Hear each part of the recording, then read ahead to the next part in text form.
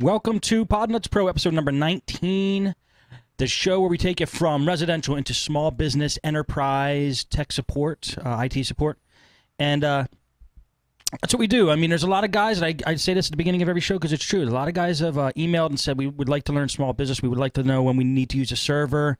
Should we do a peer-to-peer network or a server, or what kind of router should we get for this business? I'm afraid of small business clients, all this stuff. That's the kind of stuff we hope to answer in this show, and hope you guys enjoy it and get a lot out of it. Let me introduce the guys that make that happen for the show, starting with Matt Rainey from ah-computers.com. Yo, Matt. Hello, Steve. What's going on with you tonight? It's been a good week. It's going so good so far this week, so it's a good night. All right, good. I finished work at a reasonable time today. Yeah, nobody's sick or anything either, right? Everything's good. Uh-oh. Yeah, somebody's as sick? of right now. As of right now. Okay, good. That could change in 5 minutes, though. All right, and of course, Lalo Nunez from BetterPCTech.com. Yo, Lalo. What's going on? What's going on with you? It's Wednesday. Yeah. Yes, it is. Thank you for that Happy hump observation. day. Yeah. Lalo likes the hump day. Yeah. All right. Let's get into the show here. Let me pull up your notes, Matt, and why don't you start us off as usual? Alrighty. One thing that's a benefit in small business server, one of the big selling points is Exchange. And a lot of people don't like Exchange. They're afraid of Exchange. They don't like Outlook for whatever reason. But you're going to have to deal with it with working with small businesses. They use it. They like it. So you have no choice in the matter. You have no choice. You're a victim of If you go in and try Microsoft. and put them on Thunderbird, I mean, they're just not going to have one. You have Exchange server, so you need it. It's designed to work with Outlook. And with Outlook, even without Exchange, with Outlook, you're dealing with PST files and OST files, and that's what we're going to talk about tonight. Okay. So let's just look at a scenario where you don't have Exchange, just somebody who is using Outlook. I'm not sure if everybody may know, but Outlook has what's called a PST file. The dreaded. You should say before every time you say that. Dreaded. See, I don't dread PST files, but you have to know what they are, how to maintain them, things like that. So it's a PST file. Everything's in there. I think it's convenient because you have everything in there: mail, contacts, calendar. It's all in one file. It's all in one. It's all in one basket. It's all able to be corrupted at one time. I don't know. I've had bad experiences with them. That's right. It can all be corrupted at one time, but I deal with this every day, and I've been doing this every day for 12 years at least. And I really haven't come across that many PST files that were so corrupted that I could not retrieve data from them. Okay. All right. I take your word for it. I'm sure it happens. And recently, with Outlook 2003 and beyond, they've changed the structure of the PST file, so it's more reliable. Prior to that, Outlook 2002 and before, they used what was called an ANSI PST file, which is the format of the PST file. Okay. After Outlook 03 and later, they switched to a Unicode PST file. These can be larger. They don't get corrupt nearly as much. What's the difference? Just number of characters able to be used or something? Yeah, and that's the kind of thing. This is a good example. That's the kind of thing I don't even know, and I don't even care. I know that it has a limit of 2 gigabytes and one doesn't. That's all I really need to worry about. Okay. But it is the way that the structure inside, the way it holds the data is. But as a tech, I mean, I don't have any interest in learning the actual workings of the PST file. I don't care. You. I'm sure some other does, and they can look it up on Wikipedia or whatever. But they probably already are. Probably so. So with 2002 and before, you have these ANSI PST files.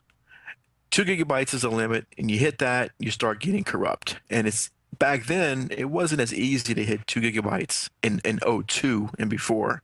I didn't see a lot of PST files that were reaching that almost 10 years ago. The problem came in when people started going to Outlook 2003 or later, and they upgraded their version of Outlook. Mm-hmm. What would happen is if you upgrade Outlook '02 to Outlook '03 or even '07, it updates the program, but the PST file is unchanged. So you could still be having Outlook '03 or '07 with an older style PST file that Okay. was limited to 2 gigs. Really? That's where I saw a lot of issues 2 gigs. because they were reading one of the benefits to moving to these newer versions of Outlook was you could have large PST files. So they just assumed that they were running the latest version of Outlook, they could have large PST files. Right. Mr. But Rainey, that and Mr. Did you say Mr. I Rain? said Mr. Rainey. I sure did.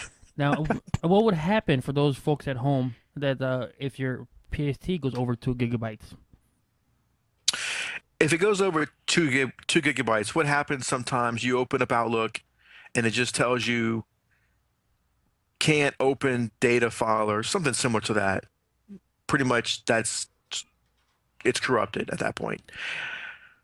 The tool you can run that I usually run is a program called Scan PST, and I forget exactly where it is. If you just do a search on your computer for scanpst.exe, you run that little utility, point it toward your PST file, and it runs. It tries to repair it, and it usually does, Right. and you can open it. Now, the problem is there's no way if you had an old style ANSI PST file and let's say you went to Outlook '07, there's no way to convert it. You've got to go into Outlook, create a new data file that's the Unicode, and it's going to say Outlook '03 and later, I think, or Outlook '03, '07, some kind of format that says Outlook '03 to '07. Create a new PST file, and then you import all your mail from your other PST file into that PST file. That's the only way to convert. It's not convert. That's the only way to get your mail into the newer PST format. Oh, I see. Yeah. So there's no converting it. What I used to do is I worked for a company that everybody had larger than 2 gigs PST files due to because they did with maps, so the attachments were very large. So what I would do is I forget what the freeware tool is, and I'll find it and I'll send it to you, Steve. There's a freeware tool. I think it's called Outlook Mail Attachment Remover. It takes the attachment from the PST file, then I will compact the PST file back, and it will take a 2.5 gig PST file and crunch it down to like maybe 300 megs. So Really? yeah, but it's a pain because you have to keep doing that every Right, so right, often, right. so it doesn't solve the issue. But to solve the issue, you want to do what Matt is saying. You convert it to the new PST file, the format, and then you're good to go. But I'll send you that tool because that tool has saved my butt. Okay. Hey, wait, one thing real quick. When the PST file gets too big, does it slow down performance? Yes. It does? Just curious. I mean, like Matt's saying, you'll get real oddball errors. It can't open the PST file. It'll be slow and sluggish. I mean, you'll know that there's an issue there. And then you look at I've seen PST files up to 10, 11 gigs. And this tool that I'm mentioning, again, I can't remember what it's called, but I'll send you a link. It saved those files, and I've compacted them down to less than 2 gigs. So Sweet. Yep. It won't, and you can also do it built in. There's a utility built in the Outlook that can compact them as well. right.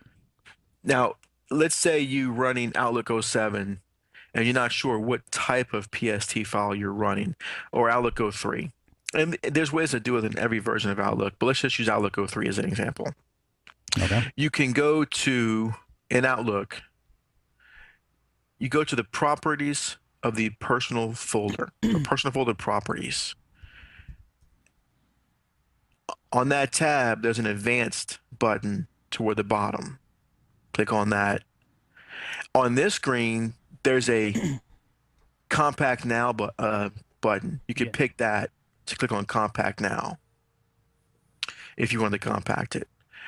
You could also, in this same window, it's got format, and it'll tell you right there, like it might say personal folders file 97 to 2002.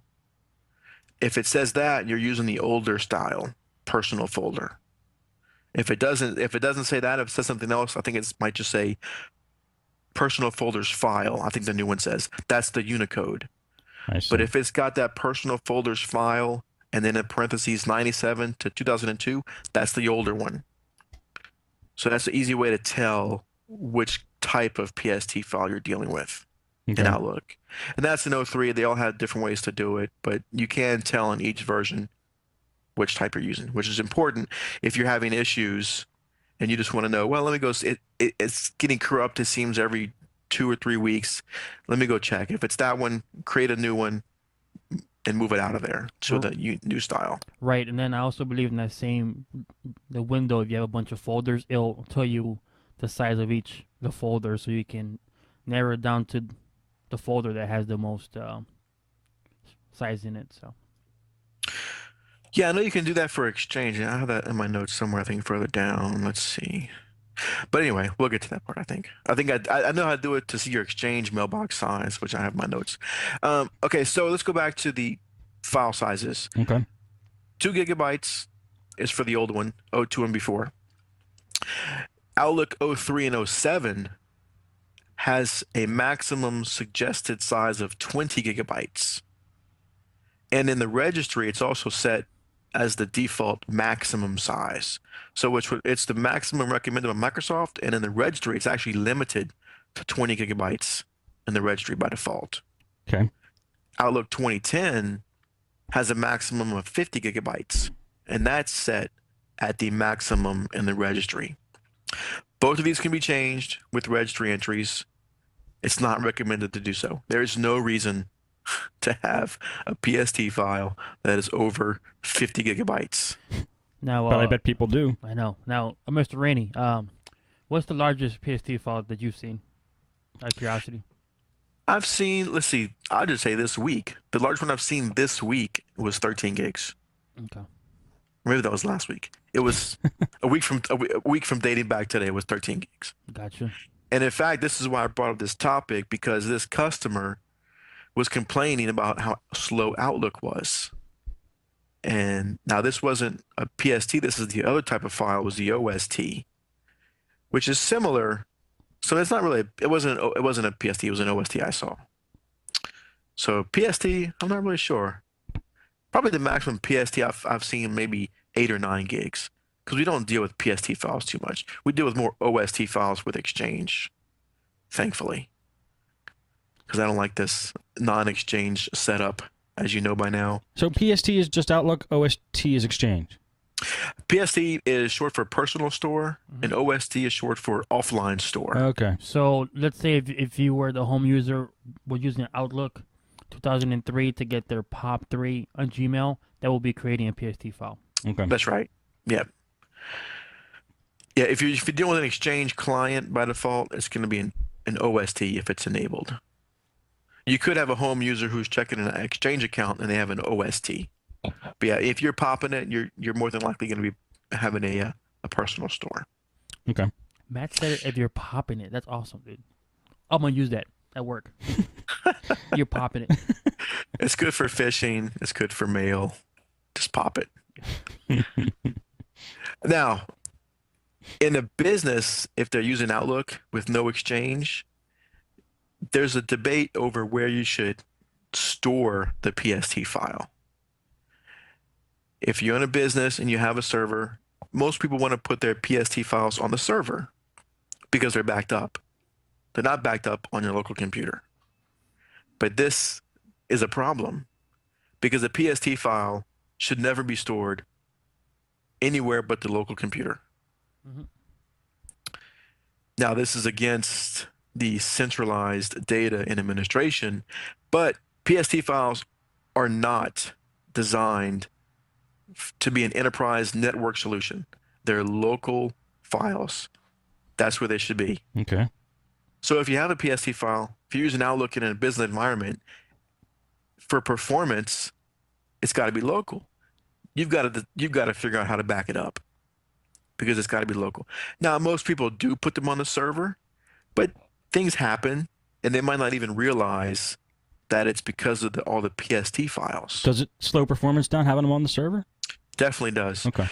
And there's a reason. I don't get into much technical behind the scenes stuff, but this in particular, a PST file is a file access driven method of message storage, and that's straight from Microsoft's word mouth. File access driven method of message storage. File access driven means that the computer uses special file access commands. Sounds important. That the operating system provides to read and write data to the file. This does not work well on network connections, WAN or LAN connections. WAN, network, WAN, LAN, they use network access driven methods, which is different than file access driven. Right. So when you make a request to write or read from your PST file, it's trying to use file access driven methods, but it's not on your local computer. So then it's got to send more commands to the operating system, and then that has to send the network access driven methods. So you're doing a lot of extra steps to be able to read this PST file. Right, right. And let's just use an example of a bigger company, even, 500 users. Let's just say 100 users or 50 users. If you send one mail to everybody in your company, and let's just say it's 50, 100, 500, whatever, each message, each user has to have that email stored in their PST file. Exchange has single instance store. So if you send one message to 500 people in your company, it's only stored once, but that's different. If you send this message to 50 people and they all have their own PST file, they've all got to write that to their own PST file. And let's just say that for whatever reason, in order to write this email message to their PST file, there's not enough space. The NTFS system has to allocate more disk space. So during that process, to allocate more space on the disk to meet the needs of the PST file growing, you could end up blocking up the whole volume while the master file table is being updated. So the whole server could lock up because email is being sent to the company. Mm-hmm. And you would never think that just a few email messages sent to everybody could lock up your server. So you're trying to figure out, why my server locking up? Well, if all your PST files are on the server, you need to look at that. Exactly. And I've been at some gigs where they had PST files, and what I would do at night, I would just wrote a simple batch file, at 12 o'clock in the morning. It would take all the local PST files and copy them to somewhere on the server. That's how I got around that. And it's, because what Matt's saying is true, a PST file for best performance and reliability has to be stored on the local machine. Yep. So, and for performance, all operations take longer when storing the PST file anywhere other than local machine, a NAS, external hard drive. If it's not on a local machine, it's going to take longer. And the write operations to your PST file can take four times longer than read operations. So you might think storing a few PST files on the server are no big deal, but a symptom of this is going to be people wondering why Outlook is running slow. Outlook runs slow. Tech people don't like it. They accuse Outlook of being a terrible email client and Exchange as being a pig. When really it's just the way that it's set up. I mean, server guys think all data, and I agree, all data should be on the server. That's where it's backed up. Right. I can control it, but the PST files are an exception. They should not be there. Yeah, but if you're in a server environment using Exchange, why would people still use PST files? Well, that was if you didn't have Exchange. Right. Or if you... Yeah, this is not Exchange. This is Outlook with mail hosted off-site somewhere, and you're just pulling down the mail using Outlook. But Matt, and correct me if I'm wrong, if I had a Exchange environment, if I archive my mail, if it's not controlled centrally, that archive would go into a PS2 file. Is that correct? Right, but if you archive, it's going to go to a local archive PST file. Right. I don't like those either, because I don't think that's a good solution. There are devices that you can use that archive the mail for the users. Right, and that's what most environments, bigger environments, have a device that handle all that, because you don't want Bob or Mary, archiving their own PST and they lose it and then they call you because they have no idea what they did with it or how they archived it. A central solution will archive, everybody's mail for the last year, or instead of Mary doing it for the last 10 days and Bob doing it for the last 3 months. Yep. No, definitely. If you have a large environment, you don't want them. Yeah. I'll do a search on the computer because the user says my mail's missing. I do a search for star.pst on the full computer. I'll find like 30 PST files. And you can sort them by date to see which ones are written to last. And you start with the latest one. Is this your mail? No. Is this your mail? No. Is this your mail? No. Oh, there it is. Oh yes, what a painful experience. It's painful. It's like especially when it's 11:45 and you're about to go to the Waffle House for lunch, and they can't find that one freaking email from 4 years ago, and you're going like Matt's saying, "This PST? No, this PST," and then it makes you want to just jump off a cliff. Yes. I suppose I could just tell them to find their own PST file, but that doesn't work very well. So I do a search for them. And if I find a bunch of PST files, because I've seen a lot where even with Exchange, they have Exchange, but for some reason they told to archive 2 weeks of mail, and you've got 10 emails in one archive PST file. You've got 40 emails in archive 1.pst. I just pull them all back in Exchange and turn off auto archive because I don't like those bunch of those small archive PST files laying around. Now, if I find an archive PST file that's 6 gigs, I'll leave it there. Right, and when you're archiving mail, just think of a game plan. Do it. Some people do it for every 6 months, every 3 months. Some people do it for over a year, because like what Matt's saying, if you do it every month, the more files you have, multiply that by the user, and I mean it just becomes a mess. They do become a mess, and that's I think why people don't like it. But the users need to be trained. I turn off auto archive because I don't like it, and it confuses the user when they get these pop-ups saying, "Do you want to archive mail?" I just turn it off. We manage mailbox sizes differently if we need to. I don't want them archiving things. If it gets out of hand, I'll make sure that we put in some kind of archive device for them. And in a larger environment, you don't want that to happen. In a small environment, 5 users, 6 users, it's not that bad to manage PST files. Right. In a larger environment, it's more of a pain. Now, Microsoft has 2 suggestions. Instead of using PST files on the network, here's their 2 suggestions. Use Exchange or use Outlook on a terminal server. We're not going to talk about terminal servers today. That's a good option for some people. But Exchange, I like Exchange. Some people don't. We know you like Exchange. You need to learn how to use it because Exchange likes you, Mr. Rainey. It does. Even it has its issues, I'll agree to that. But if you just know how to overcome those issues and standard maintenance, it's no big deal. It's what everybody uses too, isn't it? Yes, it is. I might have 100 Exchange servers out there for clients. If I had issues with Exchange as often as you would hear about from techs who don't like Exchange, none of them would be on Exchange. I could not manage all these computers and servers if they had constant problems.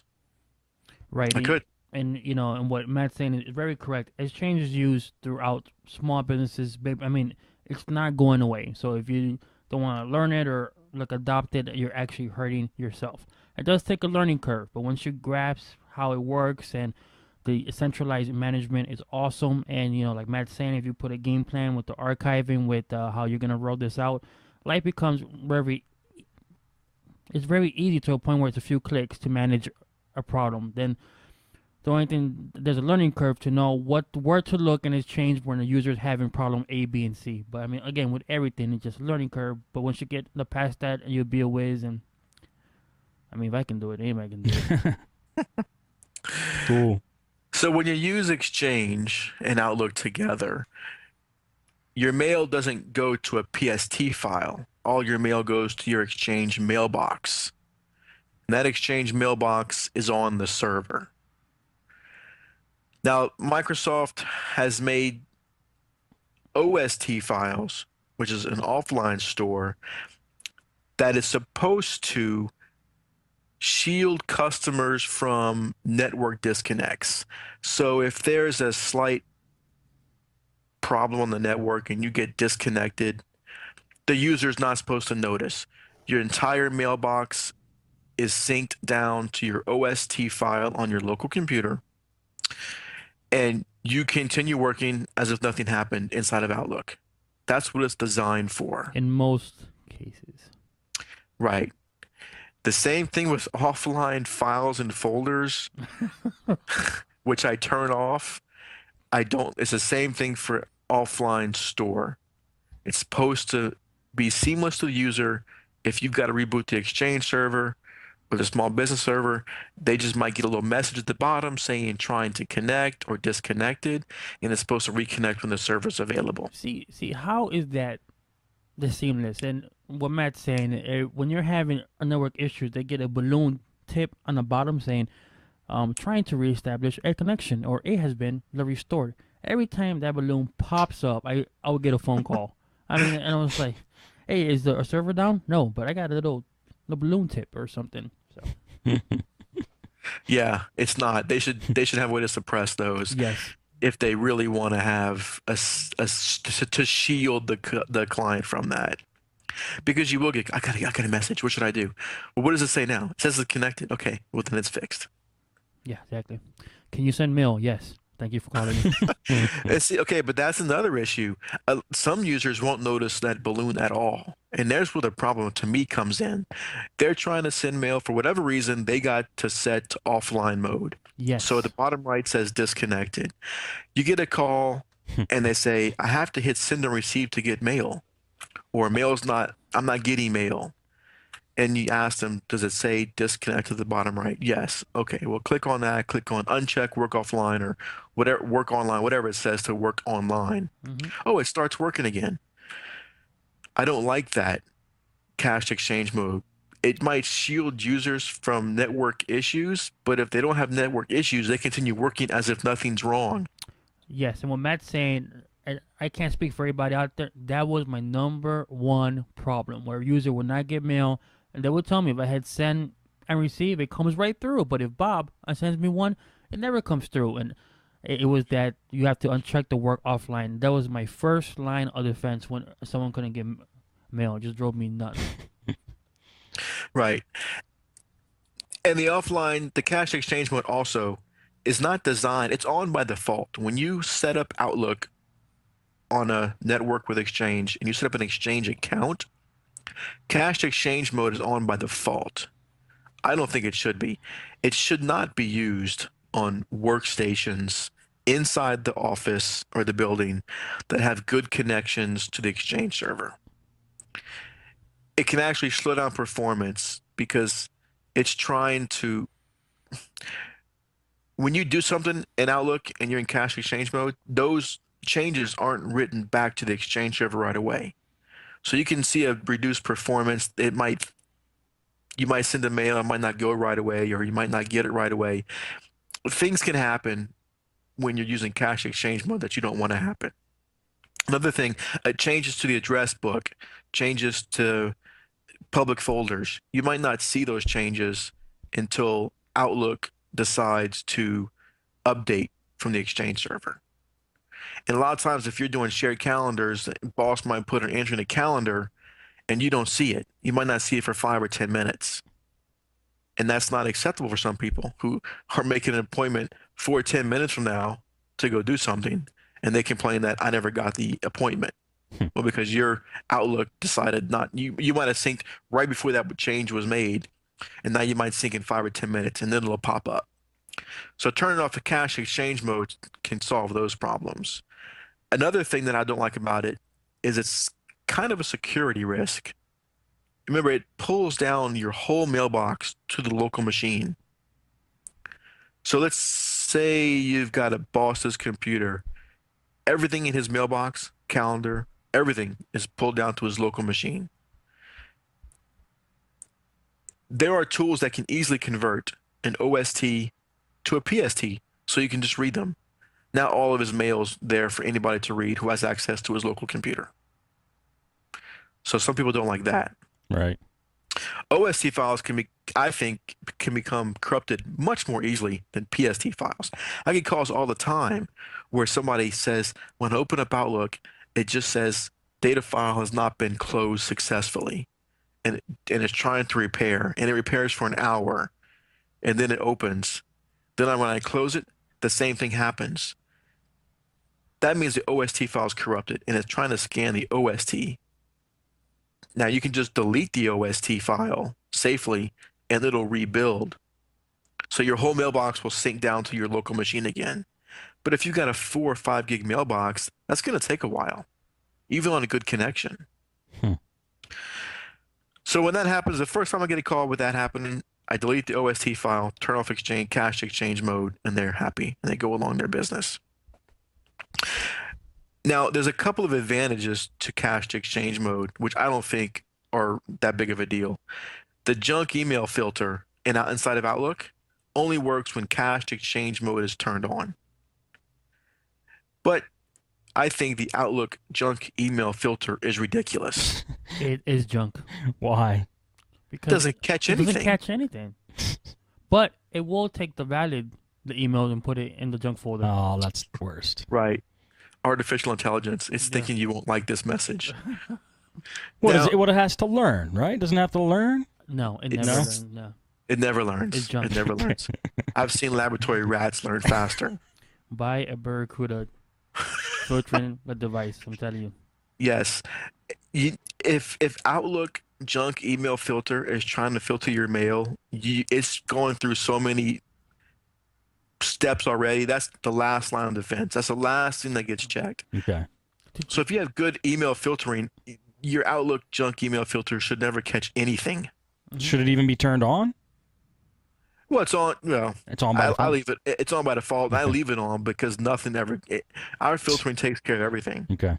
Now I might get a false positive now and then from it, but now what Matt's saying, most environments have a different appliance that handle like the junk mail. To give you an idea, I won't go into great detail, but a Barracuda spam filter will get the spam before it hits the mailbox. And to give you, I was a believer when I was at one of my jobs, and I got one at the trial, and we actually had bought one. It caught 80% of the emails going throughout the whole entire company was caught by this thing as spam. Really? 80%. Oh, yeah. So, and then like that junk email folder that Matt is talking about, it used to read on some people 1,000. It went down to maybe 2 a day because this appliance caught everything. Then I got there was that much spam going through this company? There was that much spam, and this is the same job that the guy asked me that he won the Nigerian lottery, and if he was sure. But I mean, this thing caught so much spam, and it decreased my calls. You know, like the whole maintenance deal. So, if it's that much of an issue, like Matt's saying, get an appliance, but that's a different show. It's spam. It's viruses, and it removes that stuff before it hits your Exchange server. Mm-hmm. If it's hitting your Exchange server, that means your Exchange server's got to do more work. Not only process all this mail and put more stress on your Exchange server, but the possibility of getting viruses through there and everything else. You just don't want that. Now, if you're in an environment where you're telling me, Lalo, that's great, but you're a doofus because my company will never pay for it, Barracuda will actually give you one on a trial basis for 30 days or 60 days. This thing includes reports. And I went to my boss and said, look, 10,000 emails got caught within the 2 days. He's like, really? And we're buying it. I mean, these reports will sell the device. Interesting. It's pretty smart. Yeah. And there's a place that sells them refurbished with some mods on it. You know, you can start off at $400 for one. Ah. I mean, these things are well worth it. A modded Barracuda. Yeah, they have upgrades, so they may upgrade the processor. They may put some more RAM in it. Let me pull it up. These things better look cool. It's as cool as they sound. Was it Barracuda spam filtering or something? Yeah. It's an actual piece of hardware, right? Yep.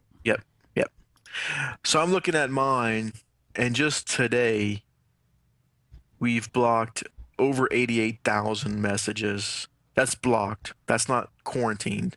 That's questionable. That's blocked. Over 88,000. Quarantined over 4,000, and we've allowed 25,000. Hmm. So it's blocking and quarantine over 92,000 and allowed 25,000. Yeah, these things look pretty cool. So so with the offline or the cached exchange mode enabled, you get the fantastic use of the junk email filter in Outlook. Okay. Now, what's also a security risk with that OST file can be a good thing. I've had a few instances where we had to recover data from an OST file. If cache exchange mode was turned off, I wouldn't have had the OST file to recover data from. Okay. But if you need to recover data from an OST file, you've had some kind of serious catastrophe that you can't recover mail from your Exchange server. Hmm. So you've got something else going on if you need to recover mail from an OST file. But if you need to, it is there if you need to. It's not a backup. So don't think, well, I don't need to back up my Exchange mailbox because I've got a built-in backup of every mailbox on every person's machine. No, that's ridiculous. You can, if you need to. I've had to do it, I think, twice to recover, and this was Really? because, the user took the computer, the company closed down, and like a year later, he's not connected to the Exchange server anymore. The Exchange server doesn't exist anymore, but he still had his OST file. So I'm able to recover data from that. And in some cases, you can still, since you can still open up Exchange or open up Outlook, it'll just be disconnected. You can even, if you've got the original profile, let's say Mary was logging in as Mary on this domain, Mary's back. Mary takes her computer, and a year later, if Mary still logs in with her domain account and cached credentials, she can still open up Outlook and see all of her mail. At that point, she could export it to a PST file, no problem. In this instance, he just had it all copied to another hard drive. So he found an OST file and was able to save data from it. I see. So it helped out a couple times, but I think the performance issues outweigh any possible data recovery you might want to do years down the road. Got it.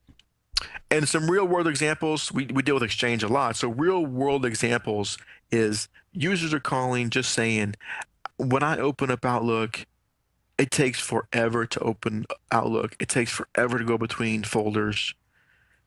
You look at their Exchange mailbox and it's 13 gigs. So you go look at the OST file and it's 20 gigs because the offline store, unless you compact it, just going to keep growing and growing and growing. It's usually bigger than your mailbox because you may have deleted mail over the years, but that OST file just keeps growing. Why? Well, it's unless you compact it, It's white space. Okay. Yeah. Okay. I gotcha. So what do you So do? Delete it? I delete it. You delete I the- delete it and turn it off.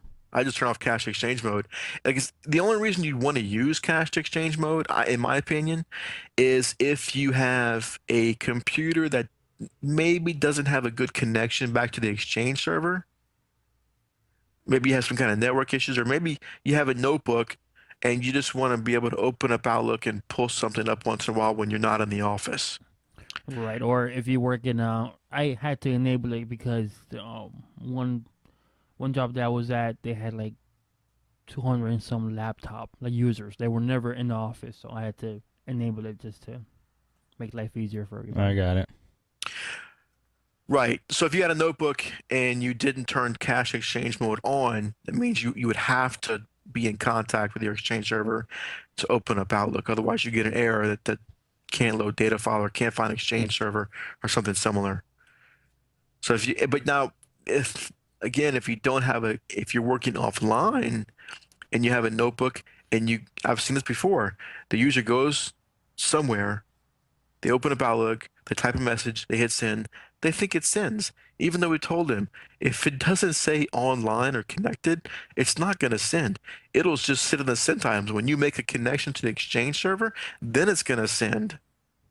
Yes. So I've seen users who go out in the field for a week and then they call me saying nobody's getting my mail. And I find out that it's all just in the sent items. Well, I hit send. Well, you might have hit send, but it goes across the internet, and that's not there. Yes. Then it's not gonna have any way to go out. And you can always tell, but in Exchange, there's a portion where you can see the last time a user had logged in, and when Bob says, I've been sending mail for a week, and you see the last time his laptop checked in at the mailbox store 10 days ago, but then that's your answer right there. Cool. Yeah, and that's some cool things you can do with Exchange. You can see a lot of things when they logged in, when they logged out, a bunch of things. Now, there's one link here I wanted to talk. Inside of Outlook as Exchange, you can tell how big your Exchange mailbox is right from Outlook. And I had a link for that. I don't see it in the notes. Did I? Is it there? I don't know. It should be. Oh, no. Link to change size of files in registry. We got reliableanswers.com, PST file version. How to tell if your OST file is Unicode or ANSI. Come on. Let's ask Mary. I'm going to pull it up right now. Damn, every time I try to pull Mary. There's Mary. Mary, man, she's hot, dude. She's the newest member of Podnutz Pro. Yeah, she can call me anytime. Do we pull up Mary? Yeah, man. Is that what we're doing? Do you see her? Okay, so no, let me see. She's I'm hot. looking at the different. She's beautiful. Oh, okay. That's not what I envisioned, but I'll go with that. It's not the typical office manager that I deal with, Steve. Standards are high here at Podnutz. Okay, so I'm in Outlook 2010. So if I go to File, Account Settings, I like that it has it twice. I click on my Exchange account. I'm going to the bottom right for more settings. Then I get a tab. I've got General, Advanced, blah, blah, blah. I go to Advanced. In here. In where? Do you have a link? Do you want me to try to pull up a screenshot or something? Or no? All right, let's take your verbal instruction. I could point you to my put my nifty screen camera on my other computer. You know, the Skype does do screen. You can show your screen on Skype. I'm on a different computer though. Oh, okay. I've got this computer and this computer. Well, my MacBook Pro. Uh-huh. So in here I've got Outlook data file settings. And it also tells me right here, Outlook is running in Unicode mode against Microsoft Exchange. So I know that my offline store, which is enabled, is in Unicode mode. So I can't find it right now. Isn't that great? I thought I had a link. But in Outlook, you can let me find that. In Outlook, you can tell how big your data file is. You can also do this, of course, from the Exchange console easily. Well, easily in Exchange 03. I'll put that caveat because Exchange 07 made it more difficult to do that. But that's a separate show. If you want to look for that link, I'll just read some emails. We got 2 of them. Okay. Want to do that? All right. We got gonna get Mary off my computer here. Show emails, Podnutz Pro. Here we go. This is from Mary. I'm not kidding. He says, "Hey Steve, how are you? You have the best podcasts. I sit in my office and laugh, but I also learn something too. I just listened to the latest Podnutz Pro, and I thought since I was a real Mary, I would send you out a picture of my hand-me-down computer company, hand-me-down company computer, all decked out with a cutting-edge version of Windows XP Media Center 2005. It's a perfect match for my 200-pound CRT monitor. Too bad you guys are so far away. I have a drinking fountain here that needs a Cat 5 run to it. I really appreciate all the hard work you guys put into your podcast, so thanks again. Take care from Mary. Thank you, Mary. Thank you, Mary. And Yes. this is Mary's computer. Also called Mary. Look at that beast of a screen. Wow. That's nice. I like that big CRT. I like that. I would say love you. when you know what, Steve? And Lalo, I love it when people always leave their stickers on their computers. Oh, that's funny. You mean on the I desktops? I peel those off every time. Every time. I do on desktops most of the time, but on laptops, sometimes you got to keep the Intel sticker and the Radeon sticker. I keep. I them leave on. those. Yeah. I leave those. Yeah, But all those other stickers, I because- peel them off. Because you can't take them off. I don't know what force they got that glue from, but you can't take them off. Your house could catch on fire. What they'll find is a burnt up Steve and those decals on a laptop. I'm just saying. I'll take them off. Now, yeah, sometimes I get in a bind because I rip it off and it's got all sticky stuff. I'm like, oh no. It's the worst. They shouldn't put sticky stuff like that on the back of these stickers. They're meant Well, then to I gotta get alcohol and I gotta clean it up. And But I must say, like your Windows product key, if you just breathe on it, it just fades away. I'm like, wow, I guess you didn't spend the money on the product key. I know the most important part of the machine. yeah, the newer ones though, razor blade, the razor blade underneath there, lift it up gently, razor blade. Really? They come right off. Oh yeah, I do it all the time. Interesting. Not to. Well, I might want a sticker for something. You just want to post it on like your car or something. Hey, I found that link. Okay, so I'm gonna tell you how to do it because I don't have a link. I'm going to File in Outlook 2010. Okay. Then I'm going to under Mailbox Cleanup. They have cleanup tools, and then Mailbox Cleanup. In here, I can view mailbox size, and it tells me how big each one of my folders are inside of Outlook. It gives me a total size, and it gives me file size per folder. Gotcha. So that's how big you can tell. Now, My mailbox size is 1248853 kilobytes. They're kind of small. We have a archive appliance that archives our older mail, so my mailbox is kind of small. yeah, man, and I believe that you can do the same in 03 and 07. Is that correct? I know I used to do it in 03 all the time. Yeah, it's in a might be a different place, but they can all do it. Gotcha. And that's one of my peeves with Outlook. I'm sorry, Exchange 07, which we're going to cover one day. Exchange 03, I can go to one screen and just see all the mailbox sizes. In 07, you've got to run this commandlet to see it. Really? Yes. You can view individuals from an individual mailbox, but if you want to see them all, you've got to run a command up, whatever the PowerShell commandlet says, see all the sizes in one screen. Man, gotta pop it, man. Gotta pop that.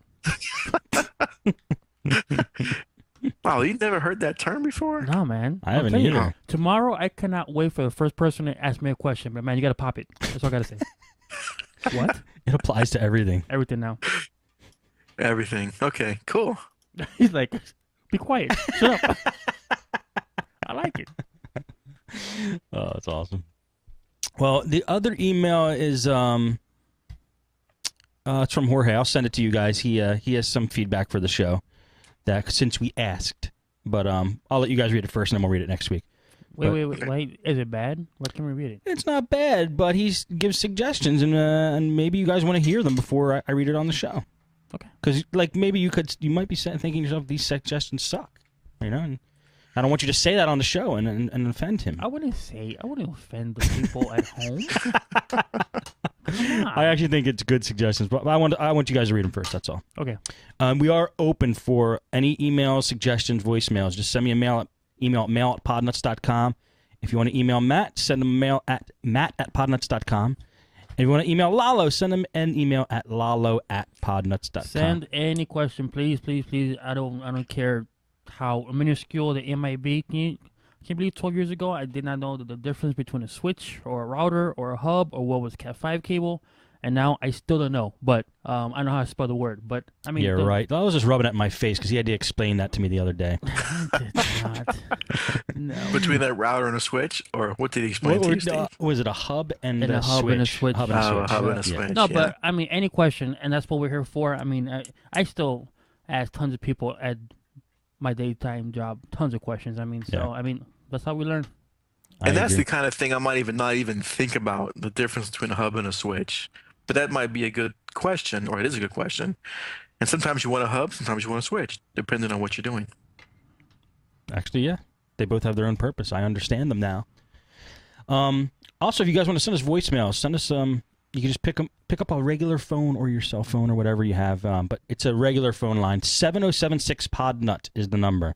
I will get something. I put it right at the bottom of the screen so you guys can check it out, but I don't have that up yet. Yeah, sure. Mary, could you get on that? Yeah. Oh, damn it. Every time I try to go, Every time she's I go, always there you go. never, she's never there. Mary, get on that, would you? Thanks. All right. Anything else, guys, before we end off the show? I have a funny story. Yes. I went out. It's funny for me. It's not funny for them. They didn't think it was funny. I have a client moving to a new building. They built a new building over 5,000 square feet, and I go out to look. They want to add wireless, so I wanted to do a little site survey, see how to get the coverage for the wireless access points. Right. And while I'm there, I said, well, let me see where we're going to put the server. Let me see your server room. She goes, oh, yeah, the server room. You're gonna like this. Over 5,000 square feet. Guess how big the server room was? I don't know. 2 by 2. So a room? I didn't know I didn't know it was legal to make rooms that small. Well, I've seen toilet paper stored in bigger rooms than that. I said, this is not going to work. Oh, I was afraid you'd say that. I was like, I can't do anything in here. Afraid. Is there a door? Was there a door on it? Is there AC A in little, no, there's not. It's a little mini door. I mean, you could stand in the room. I said, what am I supposed to do in here? I said, and this is where all the phone equipment's gonna be, and the switches and the router, and I'm like, and in the middle of the 2 by 2, they've got a big conduit coming out to run cables underground. So even in my 2 by 2 floor space, I've got a big conduit in the middle. How could you put anything in the middle of a 2 by 2? It's like it is the middle. What? I said, what How am I big was her supposed old to do? server room? Maybe 5 by 5, but it was barely big enough for the rack that was in there. Damn, that's not right. I said, well, I said, the good news is we don't have to bring your rack over here. because it can't fit apparently. And so we had to walk around the whole building trying to find where we're going to put this server. In the end, they don't like it. I said, I just need to know where to put it. So you tell me where you want it, and I'll tell you if it's going to work. We had to put it somewhere they weren't happy with it. But where? But I said, Like at in this the point, break room? there's not much I can do. This should have been addressed when the building was being designed. Yes. At this point, it's way too late. Way too late. All the cables are run and Right. 2 by 2, I loved it, with a conduit in the floor. I should have said my unfavorite quote that I hear. Help me, help you. I want to punch people in the face that actually say that. So that's what you should have told her. Help me, help you find the room for your server. Let's find the home. Now, I've seen people come up with solutions before. I've been to a place where I asked them, where is your switch? Where do all your network cables come together? Because when I go into a new place, I don't know. I could walk around the whole building and look, Right. but I ask them first, usually, do you know where your switch is? Do you know where your router is? You know, where all your stuff is. Oh, yeah. It's back here. Follow me. We're going down a hallway, and I can see the signs on the door. There's only 2 doors down this hallway. One says ladies, and one says men. We pass up the ladies, thankfully, and we go into the men's room. No way. Yes. So you walk in, you've got straight ahead of the door is a sink. To the right is the place to do the men's business. And next to the door, on the wall, is all their stuff. No. All their switches, So network cabling. awesome. And you Router? did not take a picture with your fancy iPhone? I would have took multiple pictures. This was before the days of iPhone. Oh, okay. But here's the funny part. We had a female tech working for us or with at the time, and we had to test all their network cables. So one person, we have a DSP. So you plug in one end, you plug in the other end, you tell it to do its test. I told her, you go on the other end where the cables terminate. I'll walk around and plug them in on this end. She goes, where are the cables? I said, last door on the left. So awesome. That's great. She went to open the door and she's like, I said, just go ahead. Did she So do it? She kind of knocks. She didn't hear anything, and then she went in. And then she just propped the door open so nobody would come in on her when she was in That's there. pretty cruel. I thought it was pretty funny. The one job I went to, I had to allocate a Cisco switch. And I got to the building and I said, "Well, can you show me where your room is?" And they found the room, but no one had the key apparently. I said, "Well, I need this door open." And the guy goes, "Give me about 30 seconds." So he goes and he grabs a screwdriver and he pops the lock, like the door thing. And he goes, "There you go, buddy." I'm like, how secure is this? You know? You mean he ruined it? He broke it? No, he kind of jimmied the lock open. I was like, wow, this is really secure. I would have pulled out a credit card and opened that thing up. No. Yeah, I like it when I go to places. This could be a whole show. When I ask people where their switch is or where their wireless router is or wireless access point, and I've found some things in crazy places. And I don't know why people would choose to put their switches and access points in the ceiling, but they do. I've seen that. I've seen it. It's out of the way. I'm walking around looking for switches because nobody knows where in the building these switches are. You're like, I'm getting 5 bars. And I see an extension cord, an orange extension cord plugged into the wall, and it goes up into the ceiling. And so I asked, what is this extension cord? What is this extension cord going to? Well, I don't know. Let's look. So we open the ceiling, the switch. Oh, there's one. So then every time we saw an orange extension cable go up the ceiling, we knew that was where a switch was. Dude, I've seen that. I've experienced that with drop ceilings. They're a perfect place to put routers and access points. No. Especially when you're nicely dressed and you climb on a ladder and you get that snow fairy dust and you start itching like you have a disease. It's not fun. Do not put them up there. Droppings of animals is what you get on there too. Yeah. Snow fairy dust. I got news, Steve. Those above those drop ceilings, there's things going on up there you don't want to know about. And when you open those drop ceiling tiles and little white and black things fall down, yes, it's gross. It is gross. But that's why I wear jeans and a polo shirt. And an Apple shirt. Sometimes on Fridays. All right, guys, want to wrap this up? Yep, sure. Pop it. Let's pop this thing.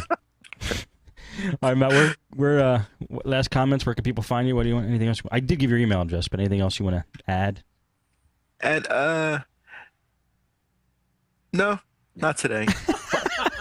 I'm good.